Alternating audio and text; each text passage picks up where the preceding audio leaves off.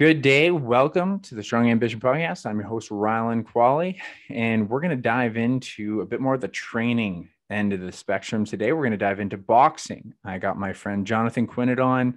He was a member of United Boxing Club. I met him through United, and he actually helped teach a bunch of classes with me, and we got to become friends and training partners.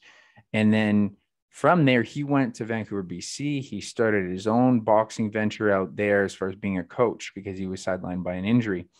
And then from there, he developed an amazing gym that is just thriving in Vancouver right now. Super cool story because I really say he had a gold medalist capacity for boxing, and now he's putting it into coaching and being a gym owner.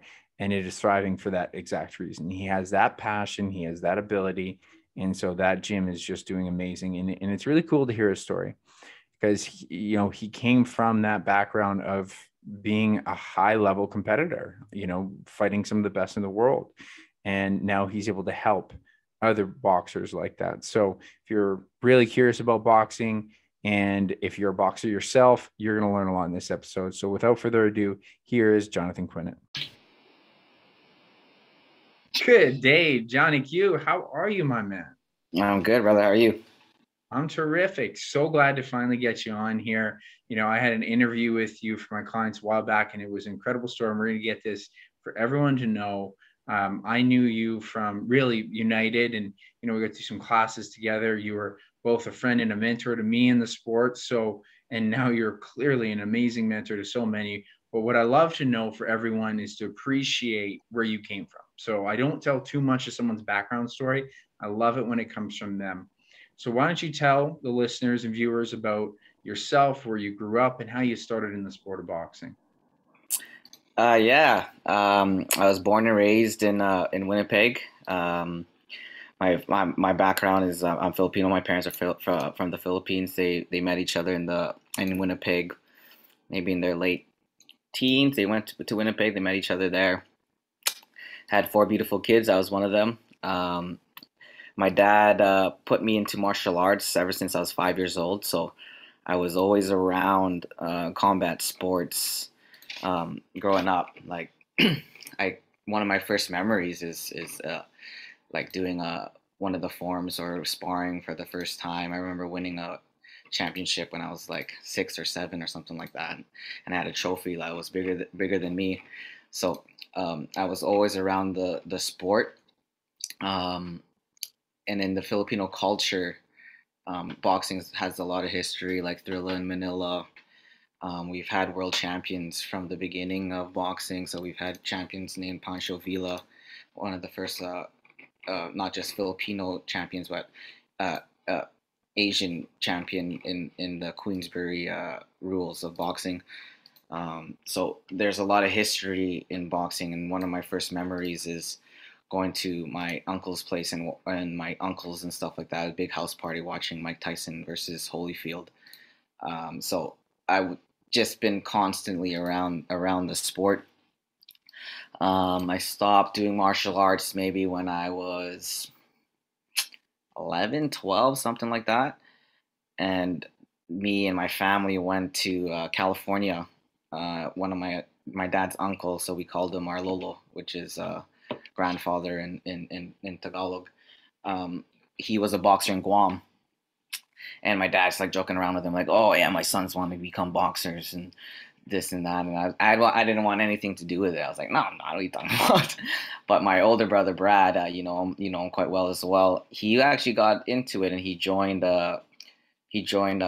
Orioles, our coach's Ryan's gym, and he would come home and teach me some stuff. But I didn't want to box. Actually, I started kickboxing, and I I noticed that I actually had natural hands. So when my brother would come home, he would teach me some stuff, and we eventually joined Gojo on Sherbrooke. Um, After that, we were there for like about a year, but we noticed that there's better people out there. So Brant Butt, who is also a national team member with me, you know him quite well as well. We went to the same high school, and he was at United, and he told me about Ryan Savage and his pedigree and stuff like that. So me and my brother decided to go there. Um, we that's what I call my home gym. Got two national titles with them.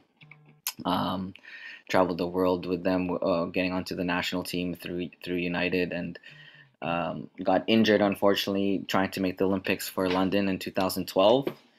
Um, had around 40 to 50 fights as a amateur. Got injured again, like I said, and kind of was lost. That was a hard time for me. I was only 21, 22. That's all I was really doing.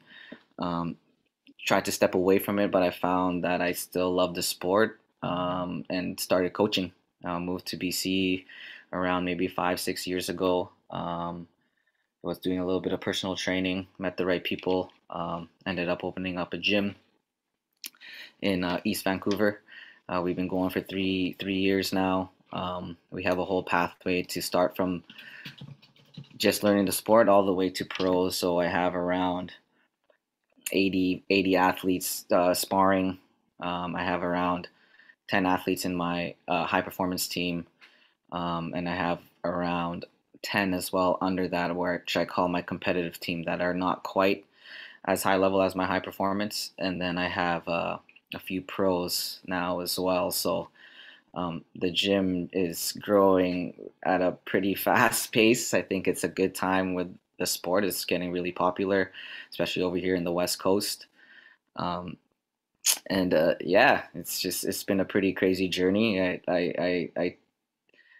Without boxing, I wouldn't kind of be where I'm at right now. So um, I love I love the sport because it's given me so much, and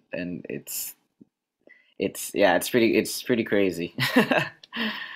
It's incredible what you've done. We're gonna definitely get to your gym because that's what you've done with the gym within just 3 years is remarkable. But I Hmm. want to come back to like this. It's just a really cool adventure that you've been on. I don't think people can appreciate how hard that is. Like how you know as well as I do how many people come into a gym and say I want to be a world champion. And something I've always believed because I've had someone not believe in me is I say I will always give you the chance, but very few people even make it to their first few fights. And for you to stay on this path, that's where I wanted to kind of come back to, was just like this ambition. And it sounds like it was really within your culture, within your family. But what do you think was part of the driving force? Because it's such a hard sport. You're very at first you didn't like boxing, but then you got into it. But how do you feel it really drove you into like I really want to do this?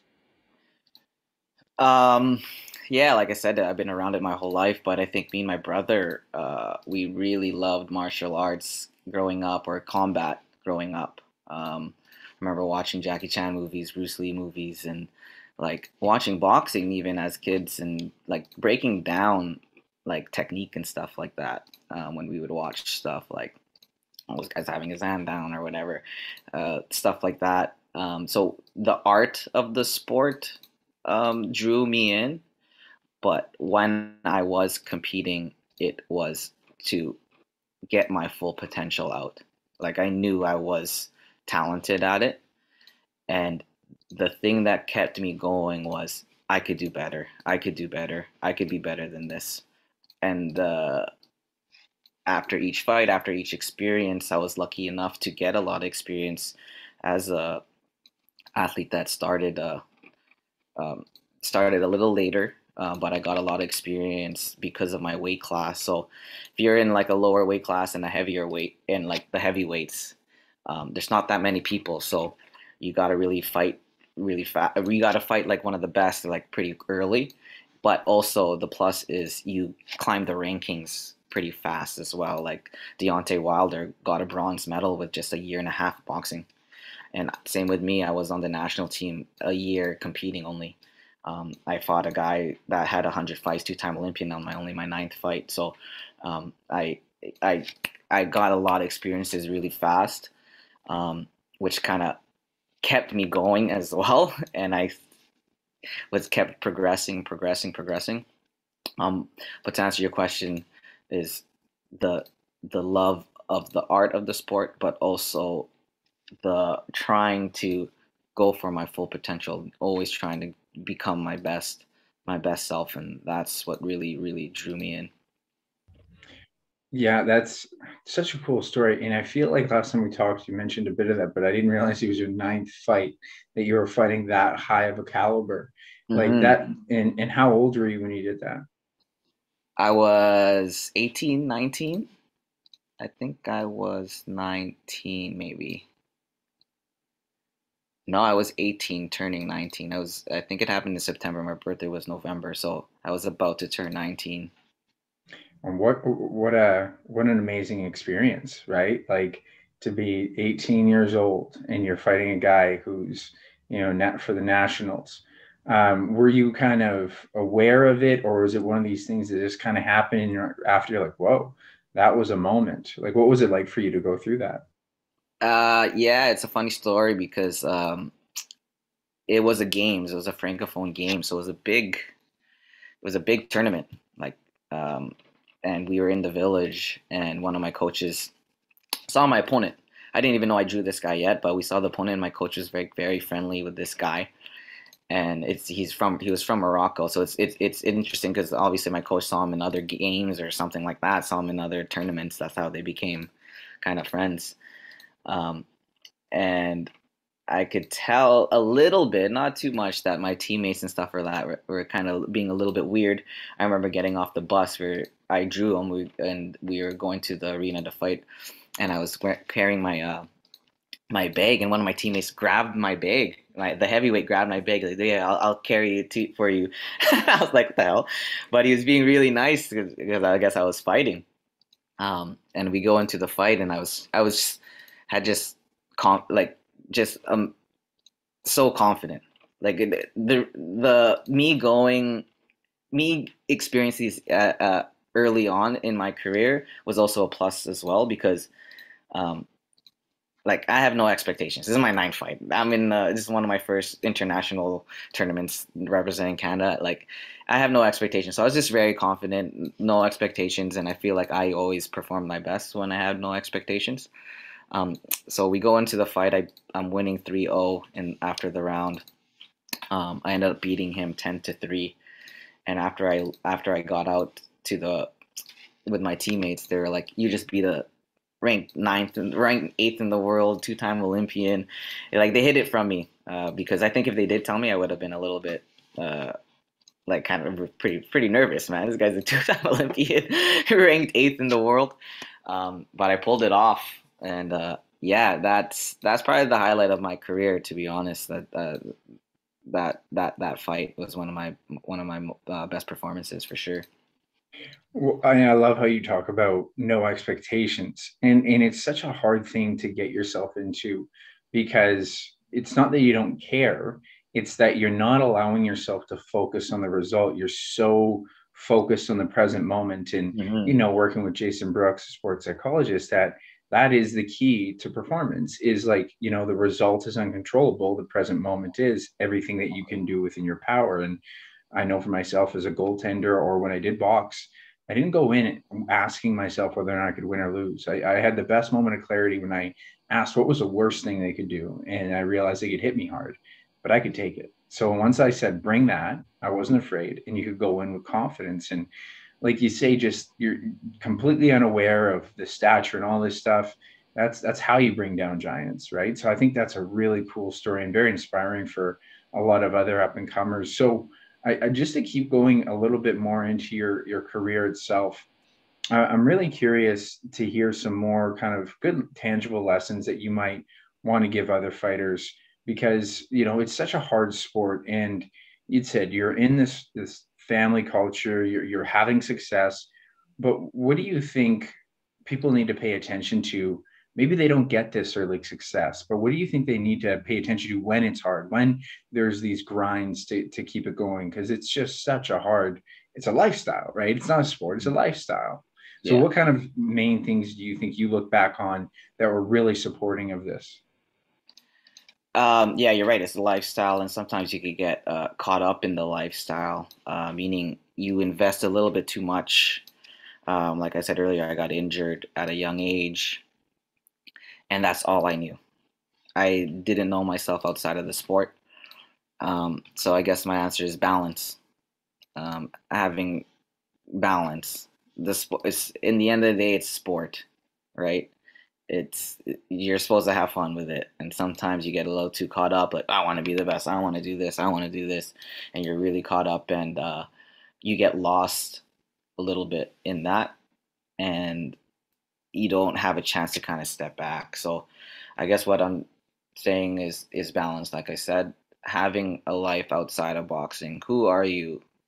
Not just boxing in general, just an athlete, any type of athlete. I think boxing's a little hard because it has to be so much more of a lifestyle. It's a hard sport. A lot of people don't even say it's a sport. But balance. What are you doing outside? Are you still thinking about the sport when you're not in the gym, right? Like knowing how to turn it off and on. Um, I think that's one of the biggest lessons that I learned after I got injured is I invested myself a little bit too much to it, um, in the sense that I didn't really know who I was without the sport. So, um, have other hobbies, man. It's not end all be all. Have a balance with your sport and who are you outside of that sport. Um, I guess I found myself still in love with the sport and would still wanted to be involved with it, and I found another avenue, which is coaching. So I'm still happy about that. But I could have not been involved with the sport as well and still been happy. So it's balance, having a balance. Otherwise, for a long term, you need to have more of a balance for sure. Yeah, and so it's really interesting to hear you talk about it like this because I haven't heard you express this, but it's super valuable. One of the challenges that you see commonly in very young athletes is when you have younger champions, they're less likely to be senior champions because they invest so much Mm, and they either get burnout or injured and stuff like that. Like, I mm, mean, you're right around the same age as Mike Tyson, right? And that was a burnout career. Now there's other context to why he didn't succeed long term. But and this is actually just an interesting point I did want to talk about was, because boxing's such an active sport, hard to get fights consistently. But thinking of balance, and this, you can even have consideration for really still investing in the sport, but cycling out and having on seasons, off seasons. And I see that to me as one of the biggest mistakes because it's gas pedal. It's like, no, no, no. There should be spurts, there should be plans, there should be annual plans. for sure. And if you look back at your career, I know for myself, it's like you really should be having more plans, and that can actually allow this long-term game. Like, you don't need to be a junior champion. You want to be able to do this as long as you can, and realistically you have quite a few years to do it. Like, how many guys have you talked to where they're like, oh, I want to get a champion, I want to do it as soon as I can, and then some people even say it's like, oh well, I just don't have so much time. I'm like, you're 18 years old. you have like you have so much time. Like, you really don't know how much work you have to go yet, so take your Hmm. time getting there. But do you see that as like a common mistake of like people redlining it too hard too fast and they need to play the long game? Yeah, there's different personalities, right? I have a couple athletes that I gotta watch them and be like, hey, you need to calm down. Like you're burning out here. Um, uh, uh, and then there's some guys that, yeah, I need to tell them like, yo, yeah, you need to work harder. So I think it's just personalities, and yeah, for sure, I see some people redlining and burning out, and I gotta kind of reel them in. But what you said earlier about planning and periodizing people's cycles, mesocycles, macro cycles is so important, especially in the sport of boxing. You could fight every weekend if you really wanted to, especially if you live out in the East Coast. Sometimes you could say that amateur boxing is harder than pro boxing in the sense that I could have a whole season of fights for 10 months or the whole year, whereas in the pros you could take 2, 3 months in between, especially when you're near later in your career. It could get a little bit dangerous in the amateurs to just keep going because there's always something going on. There's a tournament next month. There's a club card next week. So you gotta have the right people around you to let you know, like, hey, like I think maybe we should take a month off or have, and like you said, like do it as a season. I like that term. I think we also use that term in boxing now too in our gym, is it goes in seasons. Like, so there's off season, there's times where you could offload a little bit, cross train a little bit. Um, you don't want to just keep going all the time. Yeah, it's great that you do that, and it's actually really good to hear how active it is in the East Coast because it's like in Manitoba, and it's It's hard, yeah. well, yeah, like we literally do communicate with them for the most part that we try to say you kind of want to be in fight pretty close to fight shape most of the time if you want to get a fight, and Yeah, that exactly. but then that's a dangerous message because then they're Exactly. like, okay, well, and that's why I use that terminology near fight shape. It does not mean, and even then, you have to start to pay attention to these things. One of the Hmm. biggest overarching themes is I'll just go right to Rocky is that the only way to win a fight is to go hard or go home. And that is so detrimental to careers and longevity in the sport because it's so hard that Hmm. you really have to pay attention to when it's not you're going too hard. So Right. I'm curious if you look back at your career, do you see some of that? And like you had said, you have some people you have to pull back. Like, what kind of signs and what kind of like lessons do you give these individuals? Um, Kind of added to their performance. Um, like one of my guys is overtraining. I could tell he's overtraining, and he comes to sparring, and he's just not as sharp as he could be. So I kind of put that in their head, like, hey, you're not performing. You need to rest. Um, but you're right. Like the sport and the culture encourages to go past some type of limit, and that is the sport too, right? Like if you get caught, you get knocked down, you gotta get back and finish the fight. You get caught, you're a little dazed, you gotta overpower those type of moments. But those are the moments that kind of get dangerous as well. Um, it is hard to gauge for sure, um, but I try to tie it into their performance, so that they're like, "Hey, I'm not performing. I need to rest." Like they're not. It kind of gets into their head like, "Hey, I need to take it easy here." Um, I feel like that kind of helps. But yeah, the signs are when they're just more fatigued. Like you're in shape. This guy's in shape. My kid's in shape. Like you shouldn't be. Why are you getting tired? So those are the type of signs that I look for. Yeah, that's exactly what I tell people. You have to understand is the thing that I worry most about is spending too much time doing unnecessary work, especially as a strength conditioning coach. I personally don't believe people need to run every day, Hmm. because you're not running around the ring. And when you get people doing this extra work that they think they have to do, they basically aren't paying attention to the work they have to do well. And Hmm. so, like, I mean, if you kind of confront that, it's like, are you doing the main work that is definitely going to make you better versus thinking that you need to run every day, which isn't making you inherently that much better? So, and just to come back, like, did you see that in your own, like, from because we always learn more from our past after, right? And as a coach, and do you look back at your old training, or do you feel like you had good guidance with the coaches when you were coming up and you were able to balance out that work rest ratio better? I think I had pretty good guidance. I think we there was a plus there with being from the West Coast in Winnipeg. Like you were saying, like there's not that many events, so there are down times. Whereas maybe if I lived in Ontario or something, maybe I would have burnt out because there's so many fights, and I probably would have pushed through it. Um, but yeah, no, there was some pretty good. There's good guidance. There was good guidance there, but I got injured. I feel like I got injured because I was doing a little bit too much. I just lost the qualifier, or the FTS there. I got back home and I just pushed through it, and maybe got to fight again. And so it's it's a tough sport. Um, in the sense, like I said, in the amateurs, there's something going on all the time. So it is pretty tough to to kind of watch that, and I guess so. I am a subject of overtraining for sure.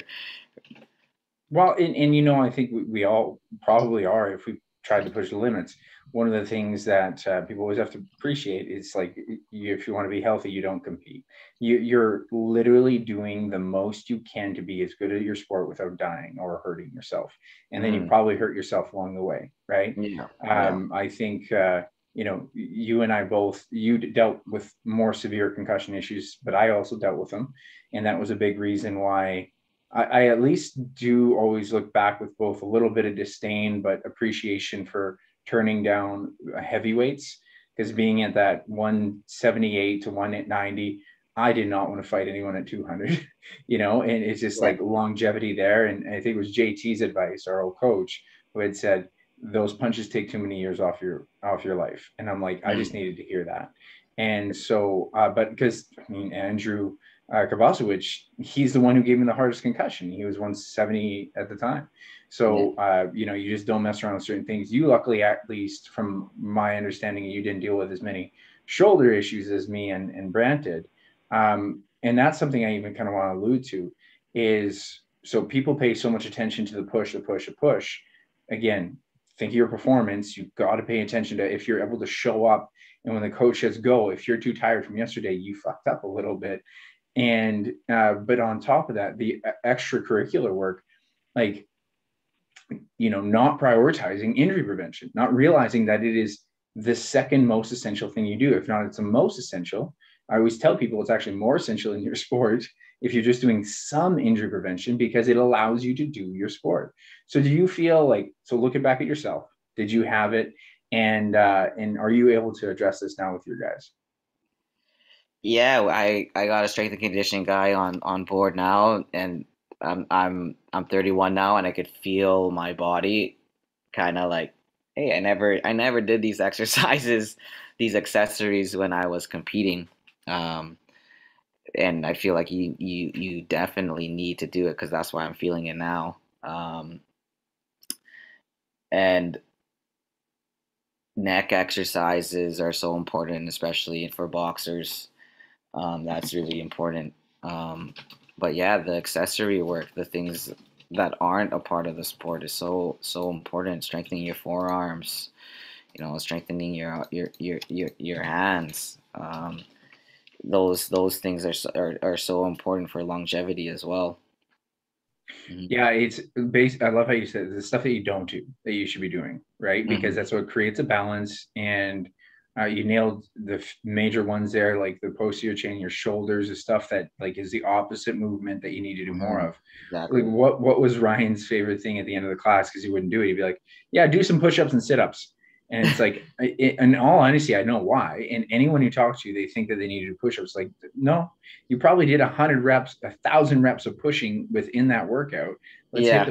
Let's hit the back a bit. But the neck is actually something I massively overlooked. The only way I got neck strength was getting my head popped back from the jab, Yeah. and so I got a stronger neck. I couldn't even turn my head in the car. But that's something I always incorporate with my guys, because you even think of your concussion that could have helped prevent those things, and that's what you hope. Actually, I remember watching the melee, and this is something for like all novices to really recognize, is you can tell the level of experience from a person from how hard they take a shot. And I was watching these, national level, Team Canada versus I think US, and a guy gets a clean fucking hook to the face, and his head snaps right back and stares at him. And I'm like, that should have knocked him down or knocked his head back. It was like his head fought the punch to come It, right back. And that's what that can do, is like having neck strength and the for sure. capacity to keep your nervous system. Now, and I'm just curious, from your perspective and what your strength coach does, like how many days a week would you encourage an athlete to do alternative strength conditioning work, on top of their boxing, and roughly how many days a week of boxing do you see? So we have robustness workouts that really focus on the accessories like your neck, your forearms, yeah, your pull work and stuff like that. We do that after sparring. So we have adopted that on top of your stretching and your core. So after they're done their sparring, they do burnout, and then they do their robustness, and then they do their core. We do that robustness probably 3 times a week. We have a strength and conditioning session with Sunday. We have a take home strength and conditioning as well. I'm not sure if they do the strength and conditioning for the take home. So it's three to 4 times a week, and then I have sparring Tuesday, Saturday, and then I see them with a kind of like what we used to do on the Saturday at United. I see them on the Thursday.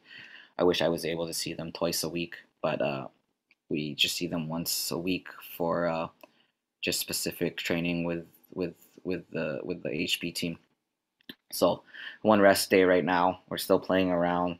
Like it sounds like our gym is established, but I have only been around 3 years.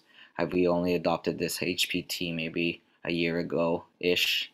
This is our real first season with our HP team, so I'm still learning, still growing, seeing what's working, what's not. We try to do a checklist every week on how they're which workouts they're doing that we've given them, just so that we know if we're burning them out or something like that. So um, yeah, six times a week, 2 times sparring, 2 times boxing, two times strength and conditioning, and then they also do probably one or two runs a week.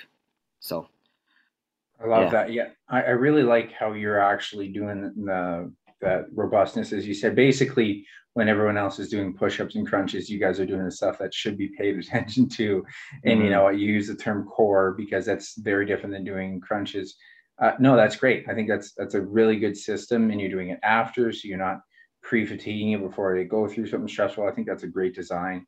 And just like what people don't appreciate unless they've been to United or even your club, the levels that are so important. So you can kind of tell me your perspective of this. How common do you think it is? Because I don't know across Canada. I just know like when United even started, there's a big jump right from a novice fundamentals hitting the bag to getting in the ring. JT was kind of front ending it here and there with the technical sparring, but a great deal of clubs go from, hey, you can hit the bag well, let's see if another person can hit you and you can hit them back.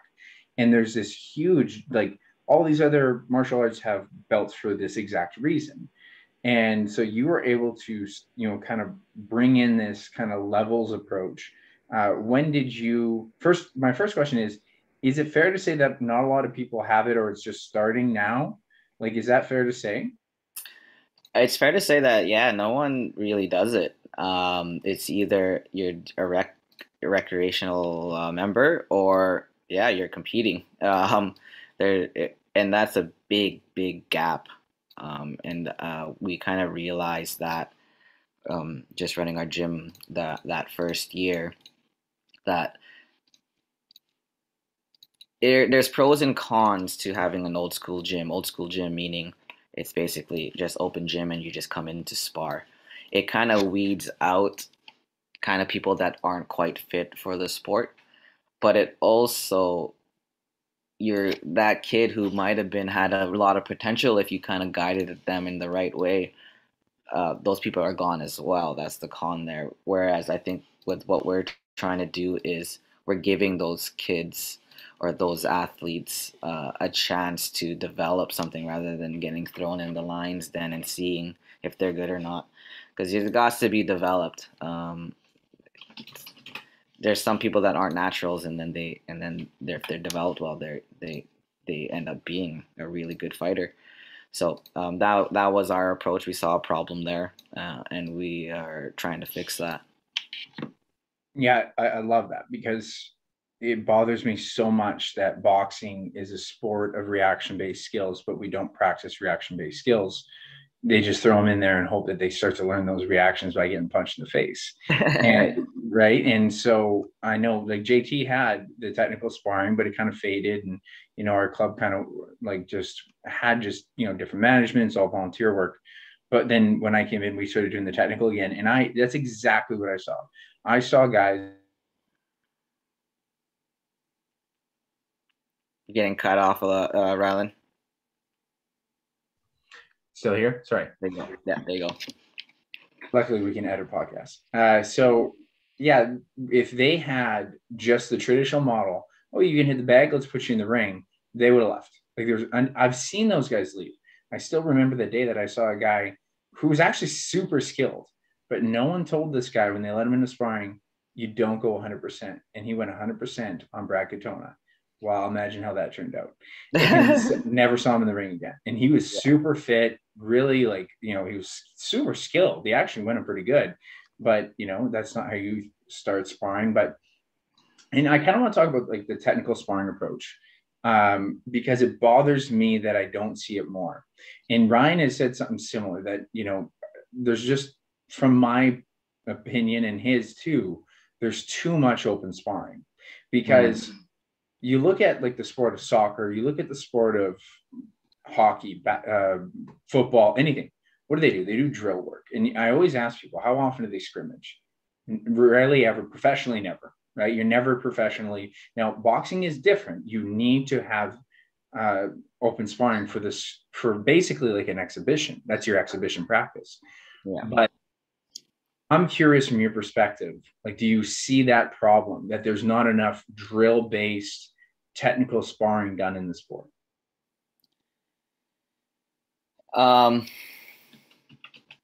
That's what's cool about the sport. Everyone has different approaches. Um, I can't I can't talk for other gyms, but the things that I'm seeing is it is mostly open sparring. Um, United did a really good job at doing technical sparring without the contact, and a lot of high level amateur boxers do that throughout the whole uh, every country, like Kazakhstan, Cuba, uh, all the Eastern European countries adopt that technical sparring, no contact, very like the Muay Thai fighters in Thailand. And then there's what I call situational sparring, which is when you start, okay, you just have your jab right now. Okay, you have only hooks. This person has only straight punches. Okay, whether you're only on your front foot, you're on your back foot. Um, so there's that type of sparring, and then there's open sparring. Um, so that's my approach. Technical sparring is great for timing, stuff like that without the contact. Situational sparring is great for maybe you don't use one of my guys doesn't use his jab enough or doesn't use his setups quite enough. I'll give him only his jab. And then there's open sparring. And then there's hard sparring when you kind of invite another gym to your club, or we go to another club to get some hard sparring in before some fights. So that's my kind of progression on how I do my sparring, and closer and closer to the fight, obviously, I incorporate hard sparring to make it more realistic. First statement you said is super, super important in that everyone has to appreciate that boxing is just a whole bunch of opinions and we're just going to try to figure out the best one, right? Like Hmm. it's an art form, right? It's really every time I say like something that is going to argue another coach, I say, just so you know, this is my opinion. Right. And I am inspired by you, Brant and Ryan. I always say, like, this is where you're going to have a coach tell you something else. They might show you a shoulder roll, and I'm not going to show you that because I was not taught that. Exactly. And you can go and do it, but I'm going to get you to practice this style, this technique, and then you take what's right for you. The good Right. old Bruce Lee quote, right? Yeah. And so I really appreciate you starting with that because it is super valid. And that's why I see it as a problem in the sport, but you had already mentioned it's like, hey, the hard people still get it done. Like, Yeah. just that Totally. traditional model isn't necessarily perfect for everyone, but it's fucking made warriors, right? Yeah. It's so I actually I think we also were kind of getting I'm losing semantics here because you're actually talking exactly when you say situational sparring. That's what I see as technical, and I see technical as being too much of a spectrum. I think even Ryan had called this out on me. So from your perspective, technical sparring is non-contact in kind of doing that work, which I totally agree with. I think technical and situational sparring should almost be done, and this is my opinion. I always have to preface that it should be done almost every day. Like I think 5 or 6 days a week, because you could do low contact situational sparring and work on all of your weaknesses, right? But you don't want to do open sparring 2 to 3 times a week without doing that, right? Mm. The open sparring is the test, and the situational sparring, like that's actually my favorite one. It is if you can bring forth, okay, this is the situation. I like that you that's a good term for it because it is situational. And that's what I think I've seen a really cool growth with the athletes at United is just like, okay, get used to getting jabbed, right? It's, so many people don't have these raw instincts. I still remember the one day where I had an instinct to block a punch that came to me, and JT said, "Hey, nice block." I'm like, "It was. No one ever taught me that. That was just an instinct." And Right. I'm like, "How is that not taught before I'm going to open sparring?" Yeah. So I think the situational sparring is massively overlooked, and I see people get into ruts because they're never doing anything different. They're going to open sparring and they're doing, because Right. what is open sparring other than your actual reactions to what you've done, and like just reactionary. And Right. so if you want to change it, you have to practice this situation again and again. So I really like that. I think you have a really good, and in the hard sparring. So this is actually really interesting to me because Ryan, was mentioning this, so people understand the normal level of sparring, you kind of basically are not trying to hurt you. You're trying to not hurt your opponent or your partner, because sparring partner. Usually it's all speed. But then, discussing it, depending on who you talk to, sometimes you have this idea of percentages. And I'm not sure if you ever use that, but Ryan even said percentages is stupid because, like, what does that mean? And Right. so I'm like, yeah, you're right. And so he said it's either speed, no one gets hurt, or you're going. And that was basically his terminology, and I never heard that. So how do you kind of navigate that intensity, especially when you have different sizes and calibers? How do you navigate intensity in open sparring for individuals? Um, I guess it's just built in the culture of your gym. Um, and the culture of my gym is the only time when the only time we're going is when we're getting our teammate ready for a fight, or another gym is there. Other than that, it's it's speed, like what Ryan's saying there. It's speed. Look, not trying to hurt each other, going for speed. But what I'm learning as the gym is growing is I guess I kind of forgot what it was like when I first started off, and a couple of my first athletes, I didn't give them enough hard sparring. Um, to make it like what it really is in the fight.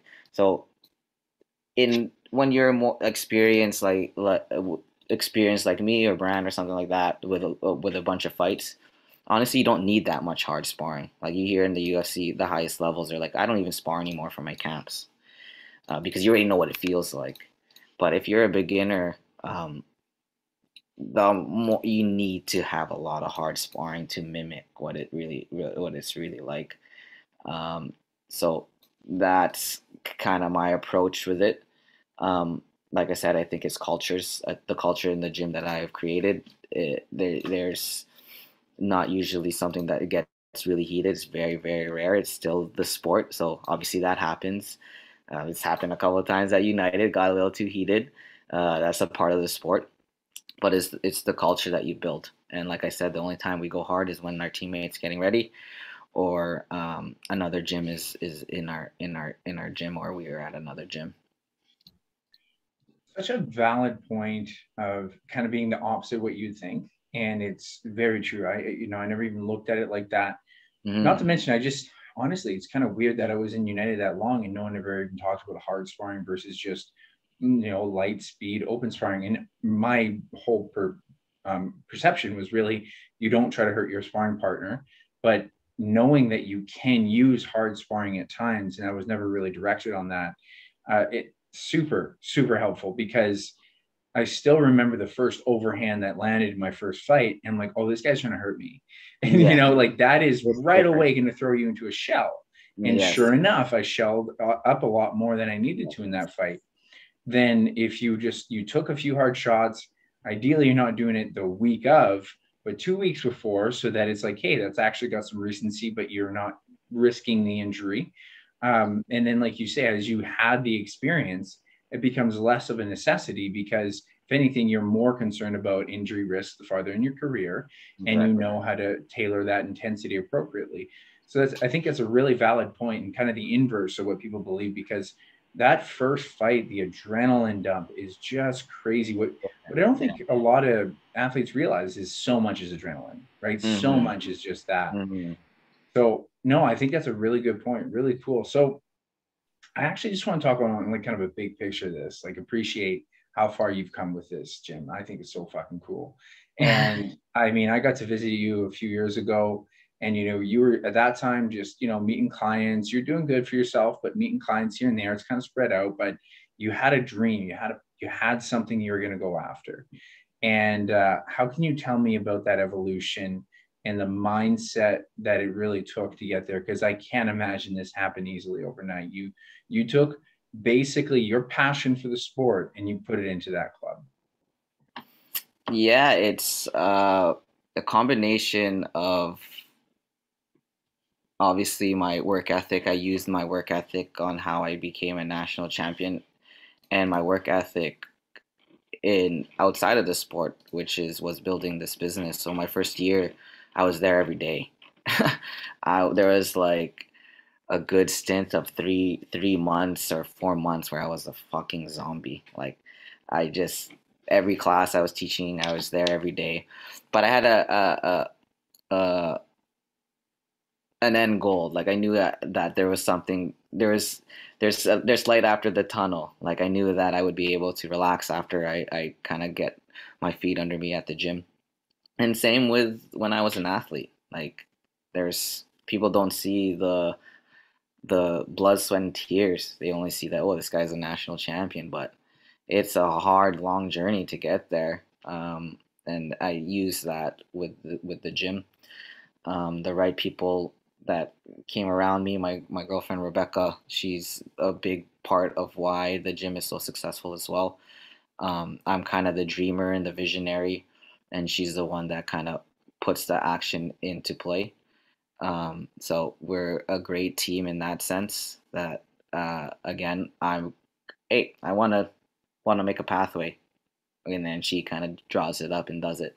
Hey, I want to make a performance team. She does it. You know what I mean? So I have a great team around me.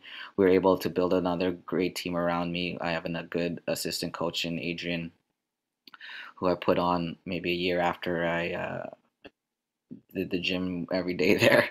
Um, so it's a combination of things. I think a big plus for our team is we're very adaptable and relentless. Like when COVID was happening, hey, we're allowed to do outside classes. Okay, let's do it. Hey, we're allowed to do open gym only now. Okay, let's just do open gym. Oh, we gotta fucking put tape on the ground. Okay, let's put the tape on the ground. So I think our adaptability and our relentlessness throughout the COVID, because we've been open 3 years, we've been only open regularly for 1 year, and then COVID hit. But we were able to adapt with the things that are going on. And I think again, our adaptability and our relentlessness has gotten us this far, knock on wood, that we're able to kind of continue to do this. But almost every month we're doing something new. Like I said, this high performance team is brand new, maybe like half a year. We put on our strength and conditioning coach not too long ago. So I got a pro now. He signed with Gym Promotions in Montreal. So again, I think it's the adaptability. Something happens, we're able to adapt so fast and kind of get a plus out of it. So I think that's and my experiences in the past. My experience of uh, being in combat sports since I was 5 years old. Like this is not just three. This gym isn't just built off the 3 years. It's built since I was 5 years old. It started when I was 5 years old, starting to be in a part of this sport. So it's not the 3 years. It's cumulative of all the years that I've been competing as an athlete in the sport. And that's how I kind of look at it. Like it's all come full circle, which is kind of cool. And you can't just stress enough how slow and long that grind is. I think Mm-hmm. I love how you pulled it back to the whole life picture and how long this all takes. And I know just as myself as being a small business owner, you always want this basically like to get over a hill, right? You have this feeling, and I think athletes kind of want it too. You want to make it. And it's like you don't really make it. You climb and you climb higher. Mm-hmm. And you recognize that what gets you high up the hill so that others are looking up at you is not because you said, I'm going to try to get over a mountain, is you decide, I'm just going to climb as high as I can. And Mm-hmm. that's really like has to be your mindset of you're a climber. You're not a person that's trying to get to the end of the mountain, because there's always somewhere to push. And this overwhelming ambition to always push from the sport, from the person that you are, is what's I think so cool about your gift as a coach and as the business owner. Because I mean, you just see it so much in Manitoba. And I was, not too many people were just invested in the gym. United had a lot of volunteer work, right? So that makes Mm-hmm. it hard. There's not a lot of sport in the business in Manitoba, but Mm-hmm. you had the skill of a national level athlete, and you had the passion of a national level athlete, and the investment to put everything into it. And so you have just an incredible, you know, business that you made out of it. And you've been there for, I think the other major thing I just got a comment on is the social media presence has been tremendous. And I think a big part of this, from my perspective, is your amazing skill as a coach. I can see all these things from, Ryan and everything, but your ability to make this language super valuable and tangible lessons have just been tremendous. And you guys did a bit of an online service, right, where people could get lessons from you? Yeah, so COVID hit. We were in quarantine for a good 2.5 months, and the gym was closed. So again, this goes back to our relentlessness and our adaptability. Me and my girlfriend Rebecca were like, "Okay, we gotta try to do something." So we started an online program where instead of videos, it's actually my voice, and I'm going through rounds with you with my voice. So we have a 12-week program on that, um, on our online program there, and just going from the basics all the way to kind of strategies and stuff like that. So yeah, we want to build that more. We're basically making an online community just like how we're doing it in East Vancouver there. So yeah, we were able to touch other people as well. Yeah, so we just figured out that social media stuff just recently, and it's pretty crazy. I think what it's a different language, and we're kind of figuring out that different language, which is kind of cool. I think a combination of me knowing the sport and making it in simple terms, but also my passion. Like that's 100% me in that moment. And my girlfriend's able to capture me in those moments when I am in those moments. Like I remember when she was first posting those type of posts, and I'm like anxious and stuff like that because that's raw. Like that's really me, and I think that's what kind of attracts people on social media is the rawness and the realness in when I'm talking about the sport. That's why I say it resonates with me and reminds me of Ryan. Mm, And, I think if anyone took a class with you, Ryan, Brent, or me, it's you're so passionate because of how intense that shit is. And it mm-hmm, comes out, and it just, like, you have to value this. And a part of it is like your experience, but your awareness, and it all comes out. There's no way you can do it any other way. But I love that authenticity of it. Like you can mm-hmm, see that, exactly. like I say, it resonates with me. It reminds me of like how Ryan would talk to a class. And I always try to emulate you, Ryan, and Brant for that reason. And that's what resonates with people because of the Mm-hmm, passion. And you even said something very important of the simplicity of it. You still need to make it simple enough for people to have tangible lessons. And especially on social media, it can only be 15 seconds or not too much not longer, right? even, yeah. Yeah, yeah. But no, I think that's so, like, like you say, the adaptability. It's COVID. The pivot was the word of 2020, and you did it super well, because that had to have been terrifying. Be like, wow, we might not be able to run a in-person business, but you guys did it and you guys are crushing it. And I'm just so happy for you because I know how hard of a worker you are and just how talented of an athlete you are and as a coach. So you guys are doing amazing things. So glad that you got to spend this time. I want to wrap up with, giving some people a little bit of idea of what your new ambition is. You said the high performance. Anything else new that your club's doing that you want people to know about? What are you really passionate about? Yeah, just teaching the sport um, in its full form, from beginner all the way to a high level amateur to a high level pro. Um, the sport has given me so much, and I'm just giving back. Our motto is community, change, compassion, and we're kind of building a community to make. We're building a community to make, to make a change, and we do that through compassion at our gym. It's not just a sport, like I said, we were saying earlier, it's a lifestyle. So again, I'm just trying to give back, and sport boxing is my platform, and I'm lucky enough to kind of know it at a high level. And yeah, that's what we're trying to do here is, again, just try to give back and do a little bit of change. We try to always give back to some type of crisis that's going on in the world and stuff like that. So again, it's just a platform for us and our community to give back. That's awesome. I actually so value that you carried that because it's kind of the united message over. And that's what makes your gym so ideal is you're not just, you have what we didn't have, which was yourself, like one coach that is going to help be this kind of like can invest so much time, right? Because United was all volunteer, but United had the spirit of the team and you brought Mm-hmm. those two together.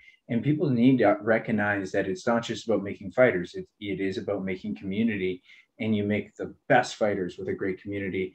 And I still remember the day Brant told me, boxing is a team sport. And people don't realize it. And I was like, yeah, I am so sick of just hitting the bag on my own. And when I just, even just Brant being on the other side of the bag made a difference for me. Not to Oh yeah. mention, you need to stand in front of other people. But yeah, no, this has been a lot of fun. I love this conversation. We'll certainly do another one in the Sure, near man. and find out about how the team's doing. I'll talk to you more about the sport specific stuff itself. Love to hear that. Love to bounce ideas off you. But why don't you tell the listeners where they can find out more about you and about the gym? Yeah, the gym's called Quinit Boxing. We're out in East Van, 1351 Grand Street in East Vancouver. All our social media handles is Quinit Boxing, Quinit Boxing, at Quinit Boxing. We're on TikTok. We're on Instagram. And yeah, if you're not in Vancouver, we also have an online program, QB Online. So it's just $5 a month. You can listen to me and teach you the sport in that way. Yeah, man, we're just getting started. We're only 3 years in. I'm wanting to do this for as long as I can. So yeah, tune in. Now, I still remember the day I had asked you about, where you were kind of aiming with your career, and you had actually just said it so purely, and it surprised me, but I loved it. You said, I just want to be the best coach I can. I want to go to other gyms and learn from people like Freddie Roach and stuff. And then you did it. And so, like, I think your story is really cool for that. So, thanks again, man. I really appreciate being on today. Yeah, thank you.